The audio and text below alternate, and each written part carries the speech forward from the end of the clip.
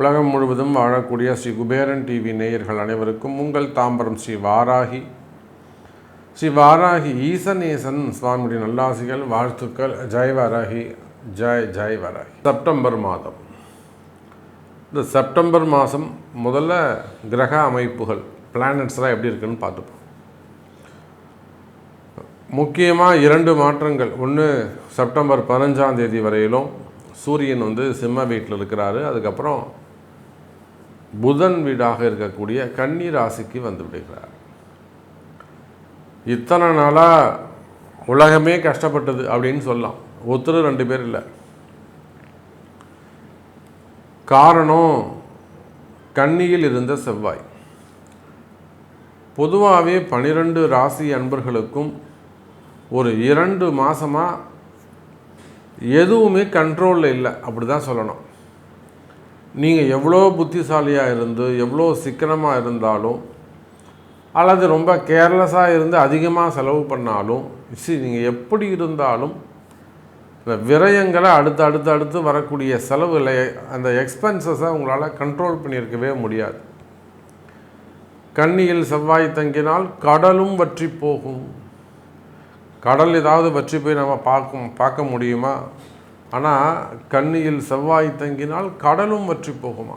அப்போ அந்த அளவுக்கு ட்ரையாக கொண்டு வந்துருமா? இது ஜோதிட சொல். உண்மையிலேயே அந்த வார்த்தை ஆக்டிவேட் ஆச்சு அப்படின்னு தான் நான் சொல்லுவேன். உண்மையிலேயே கடந்த 2 மாதங்கள் அந்த செவ்வாய் கன்னியில் இருக்கிறவர்களும் யாராக இருந்தாலும், சேமே 4 நாள் போய் ஹாஸ்பிட்டல் இருந்துட்டு வந்தாருன்னா பார்த்துக்கோங்க. அப்போது அது நிறைய கமாண்ட் இருக்குது, நமக்கு வேணாம். அப்போது யாராக இருந்தாலும் அந்த செவ்வாய் அந்த வேலையை செய்தது. அப்போ இந்த சூழ்நிலை முதல்ல மாறுது. யாராக இருந்தாலும் 12 ராசி அன்பர்களுக்கு ஒரு நல்ல செய்தி இந்த மாதத்தில், ஒரு மகிழ்ச்சியான செய்தி என்னன்னு கேட்டிங்கன்னா, உங்களுக்கு தொடர்ந்து நடந்து கொண்டிருக்கிற வீண் செலவுகள் குறையும். செலவுகளை கண்ட்ரோல் இல்லாமல் என்ன மீறி போய்கிட்டு இருக்கு சாமி, என்னால் தடுத்து நிப்பாட்ட முடியலை, எனக்கு நடக்கக்கூடிய செலவுகளை தடுக்க முடியவில்லை. தூங்கி எழுந்தால் ஏதோ ஒரு செலவு வருது. தூங்கி எழுந்தோம்னா என்ன ஃபோன் வருமோ, இன்றைக்கி எந்த பொருள் என்ன வேலை வைக்குமோன்னு தெரியல, ஆஃபீஸ் என்ன நடக்குமோன்னு தெரியல, அல்லது கம்பெனியில் எந்த பொருள் என்ன ஆகுமோன்னு எனக்கு தெரியல, என்ன வேலை வைப்பாங்கன்னு தெரியல, இல்லை எந்த டிரைவர் கால் பண்ணுவான்னு எனக்கு தெரியல சாமி. அப்போ தூங்கி எழுந்தோம்னா அந்த பயம் இருக்குது, இன்றைக்கி என்ன செலவு வரப்போதோ, என்ன கால் வரப்போதோ, என்ன ஃபோன் வரப்போதோன்னு. அந்த மாதிரி வீண் செலவுகள் இருக்குமேயானால், வீண் விரயங்கள் இருக்குமேயானால், அந்த சிறு சிறு விபத்துக்கள் அதெல்லாம் இருக்குமேயானால், அவையெல்லாம் டோட்டலாக சேஞ்ச் ஆக போது மீண்டும் ஒரு இயல்பு நிலைக்கு வாழ்க்கை திரும்பும். இதுதான் இந்த செப்டம்பர் மாதத்துக்கான ஒரு நல்ல மகிழ்ச்சியான செய்தி. ஃபஸ்ட்டு இந்த செய்தியை மனசில் வாங்கிப்போம். செவ்வாய் மாறிடுறாரு, அதனால் இயல்பு நிலைக்கு நீங்கள் எல்லாம் திரும்பி வந்து விடுவீர்கள். அதே போல் இந்த செவ்வாய் சனி சேர்க்கை, சனியும் செவ்வாயும் சேர்ந்து இருந்த காரணத்தினாலே நிறைய குறிப்பாக குடும்ப பெண்களுக்கு உடல்நிலை ஆரோக்கியம், செவ்வாய் சனி சேர்ந்தாக்கா அதுவும் இந்த கேதுவுடைய தொடர்பு வரும்போது அது ஆப்ரேஷன், சிறு சிறு ஆப்ரேஷன், கட்டினாலே ஒன்று அது கர்ப்பப்பையில் வரக்கூடியதாக இருக்கும், இல்லை செஸ்ட்டு கேன்சராக இருக்கும், அந்த மாதிரி இதேன்னு ஒன்று கட்டி தான், அதான் விஷயம். அப்போ உடல்நிலை ஆரோக்கியங்கள்லாம் நல்லா இம்ப்ரூவ் ஆக போகுது. ஹெல்த் வைஸ் நல்ல இம்ப்ரூவ்மெண்ட் இருக்கும். சிறு சிறு ஆப்ரேஷன்ஸு, சின்ன சின்ன விபத்துக்கள், கீழே விழுந்துட்டேன், மேலே விழுந்துட்டேன், வண்டியில் போகும்போது இப்படி ஆயிடுச்சு, சரி, இந்த மாதிரி சிறு சிறு விபத்துக்கள், எலும்பு முறிவுகள் போன்ற இன்ஜுரிஸ் இருக்குமே, ஆனால் அவையெல்லாம் கூட சரியாகக்கூடிய காலம். ஸோ ஹெல்த் வைஸ் நல்ல இம்ப்ரூவ்மெண்ட் இருக்கும். இன்னும் கூட சிங்கிள் லைனில் ஒரு வார்த்தை சொல்கிறேன், தைரியம் சொல்கிறேன். இந்த செப்டம்பர் மாதம் விபத்துக்கள் இருந்து நீங்கள் காப்பாற்றப்படுவீர்கள், விபத்துக்கள் குறையும். ஸோ 2 சப்ஜெக்ட், ஒன்று மன மகிழ்ச்சி, நிம்மதி, செலவுகள் குறையும், இன்னொன்று ஹெல்த்தில் நல்ல இம்ப்ரூவ்மெண்ட் இருக்க போகுது. அதே போல் இந்த textile business, gold business, architect செய்யக்கூடியவர்கள், ஆட்டோ கேடு, பிளானர்ஸு, டிசைனர்ஸு, கலைத்துறை, இவங்க எல்லாருக்குமே கூட ஒரு அற்புதமான கால நேரம். ஏன்னா சுக்கிரன் அற்புதமான இடத்துல உட்காந்துருக்கிறாரு. அதே போல் தியேட்டர்ஸு, மால் சென்டர்ஸு, அப்புறம் திருமண மண்டபங்கள், இதெல்லாம் சுக்கிரனுடைய காரகத்துவம் எங்கெல்லாம் அப்ளை ஆகுமோ இவங்க எல்லாருக்குமே இந்த செப்டம்பர் மாதம் சிறப்பான மாதமாக அமைகிறது. ஸோ இப்படி நம்ம தனித்தனியாக பார்த்துக்கிட்டே போகலாம். வாருங்கள், உங்கள் ராசிக்கு என்ன நடக்க போகுது, உங்களுக்கு என்ன நடக்க போகுது அப்படிங்கிறத பார்த்துடலாம். அன்பார்ந்த மேஷராசி அன்பர்களே, உங்களுடைய ராசிநாதன் செவ்வாய் பகவான் இதனால் வரையில் ராசிக்கு 6ஆம் இடத்தில் இருந்து வந்தார். அப்போ 6ஆம் இடம்னு சொன்னால் எப்படி இருக்கும்? அப்போ நேற்றைய வரையிலும் இந்த செப்டம்பர் மாதம் 15ஆம் தேதி வரையிலுமே கூட செப்டம்பர் 16லேருந்து மேஷராசிக்கு நல்லா இருக்குது அப்படின்னு சொல்லலாம். அப்போ இந்த மாதம் ஒரு 15 டேஸ் சார் நிச்சயமாக என்னால் சொல்ல முடியும். மேஷராசி என்பவர்களுக்கு குறிப்பாக இந்த டெக்ஸ்டைல் பிஸ்னஸ் செய்யக்கூடிய, டெக்ஸ்டைல் ஃபீல்டில் இருக்கக்கூடியவங்க, விவசாயி, பருத்தி உற்பத்தி பண்ணுற விவசாயி இருக்கார். இந்த பருத்தியிலிருந்து அது ஷோரூம் வந்து சேர்கிற வரையிலும் இன்னும் அந்த ஃபீல்டில் எங்கெல்லாம் தறியாக இருக்கலாம், மில்லாக இருக்கலாம், டிசைனராக இருக்கலாம், என்ன வேணும், டெக்ஸ்டைல் ஃபீல்டு அவ்வளோதான். கார்மெண்ட்ஸு, எக்ஸ்போர்ட் இம்போர்ட் எல்லாம் இன்க்ளூடிங் அதில் டெக்ஸ்டைல் ஃபீல்டு, ஹோல்சேலு. அதே போல் கோல்டு பிஸ்னஸ், அதே போல் தான் ஆர்கிடெக்ட் செய்யக்கூடியவர்கள், கன்ஸ்ட்ரக்ஷன்ஸு ஃபீல்டு, அந்த பில்டர்ஸு, டிசைனர், இன்னும் சொல்லப்போனால் கேடு, பிளானர்ஸு. அப்போது இந்த மாதிரி எந்த தொழில் செய்பவராக இருந்தாலும் சரிதான். பொதுவாக மேஷராசி அப்படின்னு சொல்லிட்டாலே லாஸ்ட் ஒரு 2 மந்த்ஸாக, அதாவது ஜூலை ஆகஸ்ட், கண்ணாமினானு செலவு, எதிர்பார்க்காத செலவு. டக்குன்னு இந்த மாதம் எனக்கு ஒரு 40,000 ரூபா செலவாச்சு. என்னப்பா பண்ணேன்? கம்ப்யூட்டர் போயிடுது சார் திடீர்னு. ஆஃபீஸாக இருக்கும், கம்பெனியாக இருக்கும், ஒரு ஏசி போயிருக்கும், ஒரு இபி ஒர்க்காக இருக்கும், ஒரு மிஷின் ரிப்பேர் ஆகிட்டுருக்கும், சம்திங்கிறாங்க. இல்லைனா வேலை செய்கிறவங்க இது என்ன நமக்கு செலவு வச்சுருப்பாங்க, ஒரு வண்டி விபத்தாக இருக்கும், ஆக்சிடெண்ட்டாக இருக்கும், டிரைவர் ஏதாவது வேலை வச்சுருப்பான். இப்படி மேஷ ராசியாக இருப்பார்களேயானால் அதிகமான மனக்கவலை, மனக்குழப்பங்கள் இருந்திருக்கும். சரி, நீங்கள் யாராக நீங்கள் வந்து எனக்கு வந்து சிஎம் தெரியுன்னு சொன்னாலும் சரி தான், நீங்கள் பிஎம் தெரியுன்னு சொன்னாலும் சரி தான். ஒரு படத்தில் விவேக் சொல்வாரே அந்த மாதிரி. ஸோ நெருங்கிய உறவுகள், ஒரு ஹைஃபையான நெட்வொர்க் இருக்குது எனக்கு, ஒரு ஹையஸ்ட் நெட்வொர்க் இருக்குது எனக்கு. என்னோடய நெட்வொர்க் எல்லாமே ஒரு ஹைஃபையான லெவல் தான் சார், நான் ஒரு வேறு கிரேடு அப்படி நீங்கள் சொல்பவர்களாக இருந்தாலும்,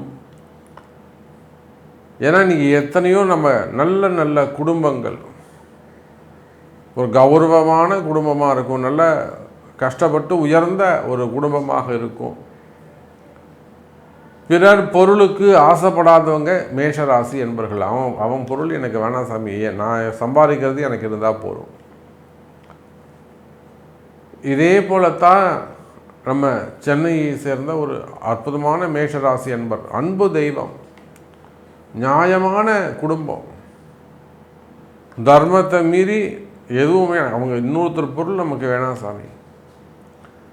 அதனால தான் பாருங்கள், அந்த செவ்வாய் ஆட்சி பலம் பெற்று அவருக்கு என்ன சொல்லியிருக்கிறாங்கன்னா, இன்னொருத்தர் பொருளை காப்பாற்றி கொடுக்க நம்பிக்கையாக இருக்கிறாங்க. ஒரு குறிப்பிட்ட ஒருத்தருடைய சொத்து பத்துக்களை நிர்வாகம் பண்ணக்கூடிய இவருக்கு எதுவுமே டச்சே கிடையாது. காப்பாற்றணும், அவ்வளோதான். இவர் வாழ்கிறவர்களும் வாழ்ந்துக்கலாம், இன்னொருத்தருடைய பொருளை பாதுகாத்துன்னு இருக்கார். அப்போ அவங்களுக்கும் ஒரு சில டஃப் வருது. ஒரு குடும்ப முன்னேற்றம், பசங்க படிக்கிறாங்க, வளர்ச்சி.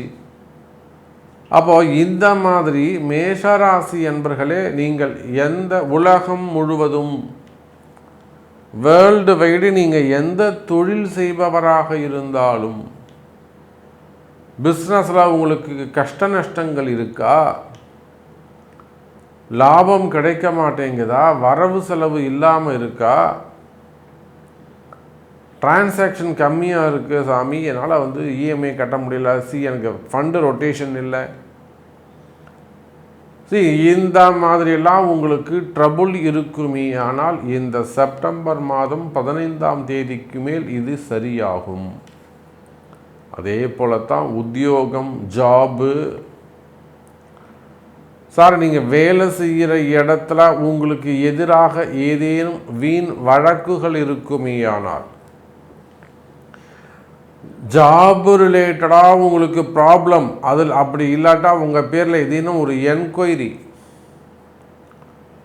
அது வீண் பழியாக இருக்கலாம், அபாண்டமான பழிகளாக இருக்கலாம், உங்களை பிடிக்காமல் வெறுத்து உங்களை கழுத்து பிடிச்சி வெளியே தள்ளாமல் வேணும்னு உங்கள் மேலே ஒரு அபாண்டமாக பழியை போட்டு வெளியே அனுப்பலாம். நீங்கள் போய் ஒரு சிக்கலில் மாட்டிக்கிட்டுருக்கலாம். உங்களை காப்பாற்றுங்க சாமி அப்படிங்கிற மாதிரி ஒரு சூழ்நிலை. என்னை வேலையிலேருந்து என்னை காப்பாற்றுங்க அப்படின்னு ஒரு அபய குரல் கேட்குது மேஷ ராசிக்கிட்ட இருந்து. உள்நாடாக இருக்கலாம், வெளிநாடாக இருக்கலாம். அந்த மாதிரி வேர்ல்டு வைடு நீங்கள் எந்த ஜாபாக இருந்தாலும், ப்ரைவேட் ஜாபோ கவர்மெண்ட் ஜாபோ எனி ஜாப், எந்த செக்டரில் நீங்கள் ஒர்க் பண்ணாலும் ஜாபில் ட்ரபுள்ஸ் இருக்குமே ஆனால், என்கொயரிகள் இருக்குமே ஆனால், பிரச்சனைகள் இருக்குமே ஆனால் கவலைப்படாதீங்க மேஷ ராசி அன்பர்களே. அவையெல்லாம் கூட இந்த மாதம் சரியாகும்.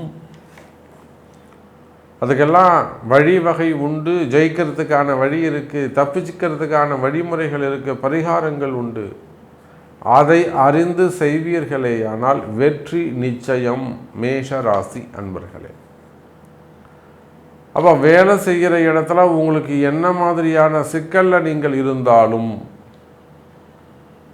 எந்த மாதிரியான சிக்கலில் நீங்கள் இருந்தாலும் அந்த சிக்கலிலிருந்து வெளிவரக்கூடிய மாதம். அதே போலத்தான் உடல்நிலை ஆரோக்கியம், ஹெல்த் வைஸு நல்ல இம்ப்ரூவ்மெண்ட் வேணும். நான் தான் சொன்னேன், இந்த குடும்ப பெண்கள், அந்த குடும்பத்துக்கு அந்த அது அவங்க ரொம்ப முக்கியம். பெண்கள் இல்லைன்னா, ஆண்கள் இல்லைன்னா கூட பெண்கள் ஏதோ தப்பிச்சு உருண்டு பிறண்டு எழுந்து வந்துடுவாங்க கஷ்டப்பட்டு. பெண்கள் இல்லாமல் குடும்பம் பண்ணுறது ரொம்ப கஷ்டம். அப்படி பார்க்கின்ற பொழுது மேஷ ராசி அன்பர்களே, உடல்நிலை ஆரோக்கியம். திடீர்னு ஒய்ஃபுக்கு இது மாதிரி ஒரு செஸ்டில் மாதிரி ப்ராப்ளம் இருக்குது, அல்லது கர்ப்பப்பை கட்டியாக இருக்கலாம், இல்லை லேடராக இருக்கலாம், இல்லை செஸ்ட் கேன்சராக இருக்கலாம், பிளட் கேன்சராக இருக்கலாம். ஏன்னா இந்த செவ்வாய் 6ஆம் ரத்தம் சம்பந்தப்பட்டது. நான் ஏன் ஸ்பெசிஃபிக்காக அதை சொல்கிறேன்னா காரணம் இருக்குது. அப்படி இல்லைன்னா பிளட்டு ரிலேட்டடான டிசீஸ்,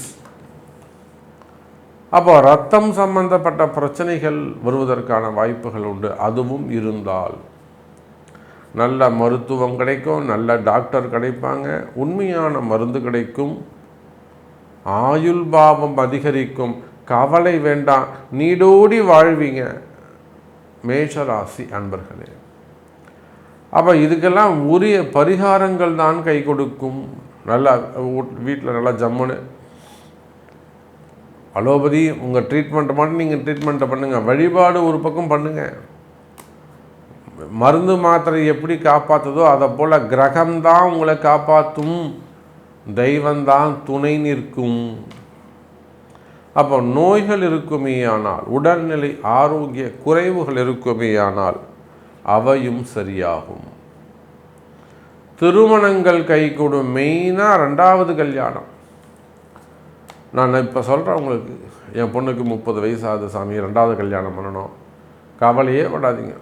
உங்கள் ஜாதகம் அதில் உள்ள சிறு சிறு குறைகள் ஏதானு இருக்கும், அந்த குறைகளை நிவர்த்தி பண்ணியாச்சு, ஜாதகம் பார்த்தா தெரிஞ்சிடும். அது சின்ன சின்ன பரிகாரங்கள் செய்வீர்களே ஆனால் முதல் திருமணம் 2வது திருமணம் நடந்தே தீரும். கவலைப்படாதீங்க, நல்லது நடக்க போகுது. ஸோ இதெல்லாம் காமனான ப்ரெடிக்ஷன்ஸ். நீங்கள் கரெக்டாக சொல்கிறீங்க சாமி, எனக்கு இந்த மாதிரி ஒரு ப்ராப்ளம் இருக்குது, நீங்கள் சொன்னது கரெக்டு, எனக்கு இது நடக்குமா அப்படின்னு கேட்பீர்களேயானால் அதுக்கு உங்கள் ஜாதகம்தான் பேசும், உங்கள் ஜாதகம்தான் முக்கியம். நன்றி, நமச்சிவாயம், ஜெயவராகி. ஸ்ரீ குபேரன் டிவியை பார்த்தமைக்கு நன்றிகள். மேலும் இது போன்ற தகவல்களை தெரிந்து கொள்ள ஸ்ரீ குபேரன் டிவியை சப்ஸ்கிரைப் செய்யுங்கள். மறக்காமல் பெல் ஐக்கானை கிளிக் செய்யுங்கள்.